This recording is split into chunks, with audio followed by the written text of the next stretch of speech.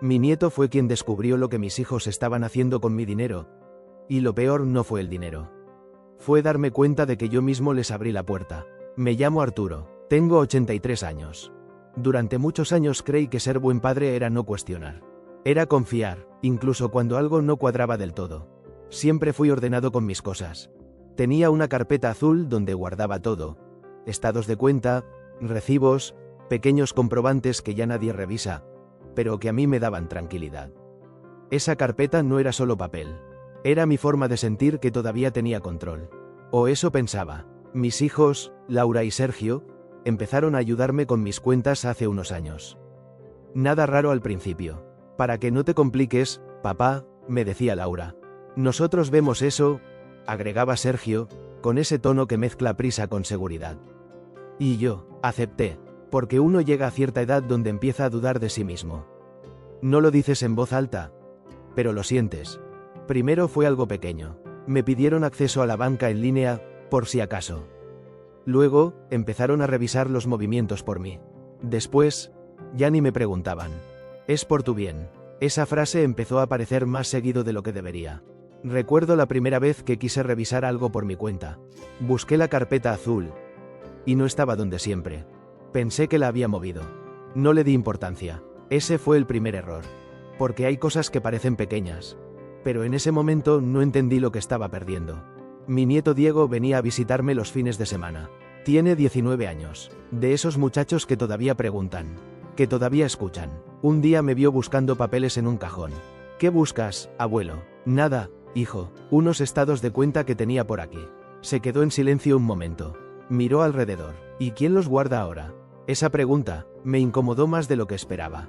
Tu mamá me ayuda con eso, le dije, casi justificándome. Él no respondió, solo asintió, pero desde ese día, empezó a fijarse, y yo empecé a notar cosas que antes dejaba pasar. Cargos que no recordaba, transferencias que no entendía, pequeñas cantidades, pero constantes. Pensé que era mi memoria, porque aceptar otra cosa implicaba algo que no quería ni nombrar. Seguro soy yo, eso me repetía, porque a veces es más fácil dudar de uno mismo que de la gente que uno quiere. Un domingo, mientras comíamos, escuché a Laura hablar con Sergio en voz baja. Ya hice lo de este mes. ¿Cuánto? Lo mismo, para no levantar sospechas. No supe exactamente de qué hablaban. Pero algo, no se sintió bien. Ese fue el día que algo se rompió, aunque nadie lo dijo. Después de comer, Diego se me acercó. Abuelo, ¿puedo ver tus papeles? Me reí. ¿Para qué quieres ver eso? Solo, para ayudarte a ordenar. Lo dijo con cuidado, como si no quisiera asustarme. Y yo, dudé, porque en el fondo, ya sospechaba. Pero no quería confirmar nada. Si mi historia te está tocando de alguna manera, puedes dejar tu like. A veces uno cree que estas cosas solo pasan en su familia. Ese día fui al cuarto, y abrí el closet. Ahí, en una esquina, encontré la carpeta azul. No estaba donde siempre, no estaba completa, faltaban hojas. Y en ese momento, algo dentro de mí se acomodó de forma incómoda. Como cuando entiendes algo, pero todavía no quieres aceptarlo. Regresé con Diego, le entregué la carpeta sin decir nada. Él la tomó con cuidado, como si supiera que no solo estaba cargando papeles. Y yo me senté frente a él, esperando, sin saber que lo que iba a encontrar ya llevaba tiempo pasando, y yo había decidido no verlo.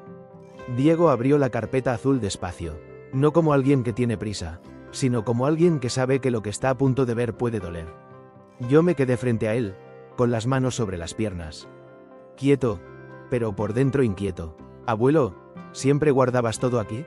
Sí, todo. Mi voz salió más baja de lo normal. Él empezó a revisar hoja por hoja. Estados de cuenta, recibos, comprobantes, y luego hizo una pausa. Una de esas pausas que pesan. Aquí faltan meses. Sentí algo en el pecho, como si alguien hubiera movido un mueble pesado dentro de mí. ¿Cómo que faltan? Mira, este es de enero, luego brinca hasta abril. Pensé que era un error, un descuido, pero Diego no estaba viendo eso como un descuido. Estaba buscando algo. Sacó su teléfono. ¿Tienes acceso a tu banca en línea? No, esa palabra me costó más de lo que esperaba, porque no era solo una respuesta. Era una confirmación. Ya no tenía acceso a mi propio dinero.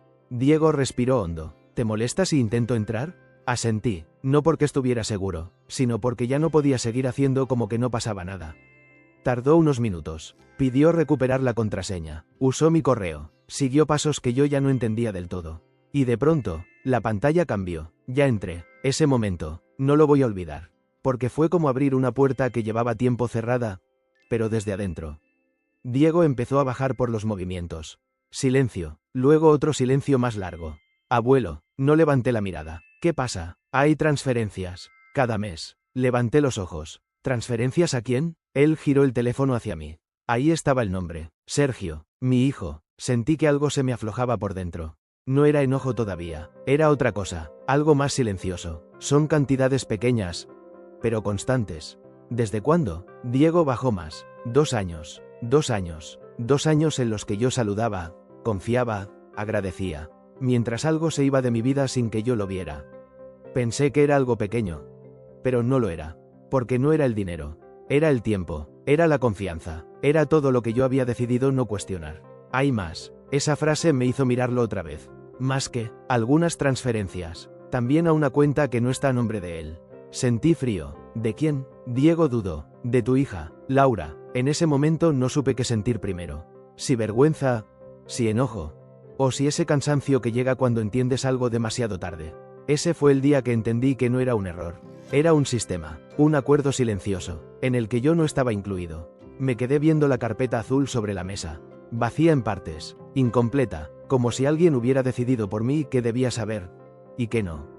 Abuelo, sí, ¿tú sabías de esto? No respondí de inmediato, porque la respuesta era incómoda. No lo sabía, pero había señales, y elegí ignorarlas, por miedo a lo que significaban. No, mi voz salió apenas. Diego cerró la carpeta. Esto no está bien. Esa frase, tan simple, me pegó más de lo que esperaba, porque durante 2 años, nadie la había dicho en voz alta. Ni ellos, ni yo. Me recargué en la silla. Miré mis manos, las mismas manos con las que firmé papeles sin leerlos, las mismas con las que entregué claves. Por confianza, o por costumbre, no lo sé, no quiero hacer un problema. Lo dije casi en automático, como lo había hecho toda mi vida. Evitar, suavizar, no incomodar. Diego me miró directo. El problema ya existe, abuelo. Esa frase, se quedó conmigo, porque tenía razón. Yo no lo había creado ese día. Solo lo estaba viendo por primera vez. Afuera, la casa estaba en silencio. Pero dentro de mí, algo ya no estaba igual. Y la carpeta azul, seguía ahí, sobre la mesa. Como si por primera vez, no fuera un símbolo de orden, sino de todo lo que había decidido no ver. Y en ese momento entendí algo que no dije en voz alta. Lo más difícil. No iba a ser descubrir lo que hicieron. Iba a ser decidir, ¿qué iba a hacer yo ahora? Esa noche no dormí. La carpeta azul se quedó sobre la mesa, abierta, como si también ella estuviera esperando algo de mí. Me levanté varias veces. Caminé por la casa en silencio. Pasé por el cuarto de mis hijos. Ahora vacío, pero lleno de recuerdos que ya no se sentían igual. Porque cuando algo cambia, todo lo demás empieza a verse distinto. A la mañana siguiente, Diego ya estaba despierto. ¿Dormiste, abuelo? Un poco. No era verdad, pero tampoco quería preocuparlo más. Se sentó frente a mí. ¿Qué vas a hacer? Esa pregunta me acompañó todo el día. Porque durante años, yo no decidía. Yo aceptaba, yo confiaba, yo evitaba. Pero decidir, era otra cosa. Y a mi edad, decidir también pesa. Miré la carpeta azul. Faltaban hojas, pero no toda la historia. Todavía había algo que sí era mío. Voy a hablar con ellos. Lo dije sin levantar la voz. Pero por dentro, era la primera vez que no dudaba. Ese mismo día llamé a Laura y a Sergio. Quiero que vengan a la casa. Los dos. Hubo un silencio del otro lado. ¿Pasó algo, papá? Sí, pasó. No di más explicaciones, porque esta vez, no quería suavizar nada. Llegaron por la tarde. Laura entró primero, con esa sonrisa rápida que usa cuando quiere medir el ambiente. Sergio venía detrás, más serio. Nos sentamos en la sala.